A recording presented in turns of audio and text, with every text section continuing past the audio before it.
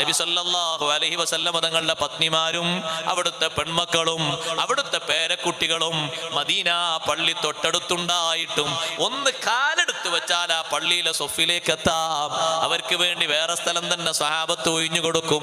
പക്ഷേ പുറപ്പെട്ടു പോയിട്ടില്ല, ഒരൊറ്റ പെണ്ണും പോയിട്ടില്ല. ആ പള്ളിയോട് ചാരിയിട്ടല്ലേ ആയിഷ ബീവിന്റെ വീട്. ഇന്നും നിങ്ങൾ കണ്ടില്ലേ, മദീന പള്ളിയോട് ചാരിയിട്ടുള്ള വീടല്ലേ. എത്ര അടുത്താണ് ആ വീടുള്ളത്. ഒന്ന് കാലെടുത്ത് വെച്ചാൽ പള്ളിയിലെത്തിയില്ലേ. മുത്ത് നബി സല്ലല്ലാഹു അലൈഹി വസല്ലം കിടക്കുന്ന വീടല്ലേ ആയിഷ ബീവി താമസിച്ച വീട്. 40 ചില്ലാനം കൊല്ലം താമസിച്ചിട്ടും ഒരിക്കൽ പോലും ഇറങ്ങി പുറപ്പെട്ടിട്ടില്ല. സുബ്ഹാനല്ലാഹ്. ആ ആയിഷ ബീവി റളിയല്ലാഹു അൻഹ ചന്തക്ക് പോയോ? ആയിഷ ബീവി റളിയല്ലാഹു അൻഹ കച്ചവടത്തിന് പോയോ? എന്താലേ, ഒക്കെ പെർമിറ്റല്ലേ, ഒക്കെ സുഖല്ലേ, ഒക്കെ സുന്ദരല്ലേ.